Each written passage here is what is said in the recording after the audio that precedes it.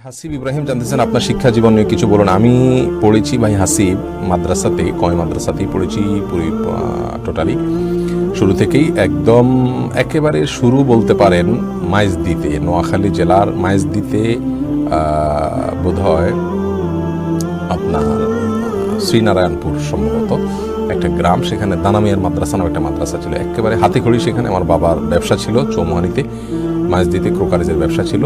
আব্বার এক বন্ধু ছিলেন সেখানকার ওস্তাজ, আমার ওস্তাজ পরবর্তীতে, তো তার মাধ্যমে ওখানে হাতে খড়ি হয়, মাদ্রাসার হাতে খড়ি। এরপরে ওখান থেকে আমি চলে আসি চন্দ্রগঞ্জ, নোয়াখালী জেলার চন্দ্রগঞ্জের আপনার দোয়ালিয়া গ্রামে একটা বড় মাদ্রাসা, দোয়ালিয়া মাদ্রাসা বলে, সেখানেও প্রাথমিক স্তরে পড়াশোনা করি, 1 বছর বোধহয় সেখানে ছিলাম। এরপরে দুষ্টমি মাথায় চড়া দিয়ে উঠে, যার কারণে মাদ্রাসা থেকে একরকম বলতে পারেন ভেগে যাই বাসাড়িতে। তারপরে আমাকে আমার ওই প্রথম যে ওস্তাজের মাধ্যমে মাদ্রাসা গেছি, হযরত মাওলানা নুরউদ্দিন সাহেব হাফিজাহুল্লাহ, তার মাধ্যমে আমাকে তিনি বলেন যে হাতিয়াতে নিয়ে যেতে, কারণ সেখানে দুষ্ট ছেলেরা গেলেও ফেরেশতা হয়ে যায়। ঠিকই হাতিয়া দ্বীপে একটা মাদ্রাসা ছিল, ফজলুল উলুম মাদ্রাসা, হাতিয়া রসুল রহমাহুল্লাহ, মুফতি ফজলুর রহমাহুল্লাহ, তার কাছে মিজান এবং নাহবির আমি পড়ি। অসম্ভব রকমের ভালো একজন নেক মানুষ ছিলেন। সত্যি তার সামনে দিয়ে যাওয়ার পরে আমার সব দুষ্টামি বন্ধ হয়ে গেছে এবং জীবনের মোহ সেখান থেকে পরিবর্তন হয়ে গেছে। যাই হোক, পড়াশোনার প্রতি, ইলম শেখার প্রতি আগ্রহ হয়েছে, নিজের গতিতে নিজের আগ্রহে পড়াশোনা করতাম। এমনকি ঈদের দিনও পর্যন্ত এমনও হয়েছে বাড়িতে যাইনি, মাদ্রাসায় পড়েছিলাম, এতটা আগ্রহ তৈরি হয়েছে আলহামদুলিল্লাহ। সেই মাদ্রাসা এখন আর বোধ হয় আগের সে অবস্থানে নাই। অবস্থানে নাই বলতে নদীর ভাঙনে সেটা শেষ হয়ে গেছে, অন্য কোথাও ভেঙে চুরে হয়তো নেওয়া হয়েছে।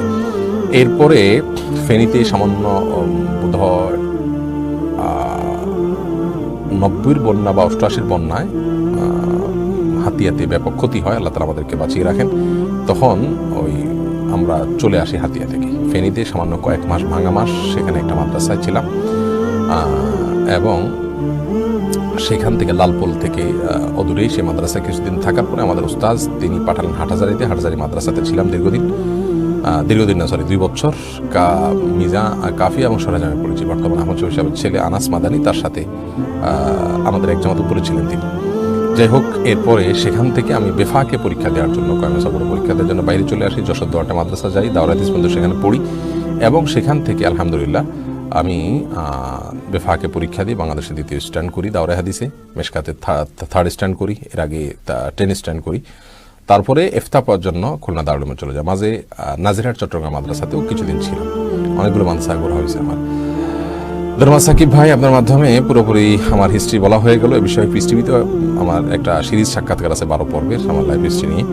হাসিব ইব্রাহিম, আপনি আরও জানতে চেয়েছেন না অন্য হাসিব ভাই জানতে চেয়েছেন আপনার শিক্ষা জীবনে কিছু বলেছেন?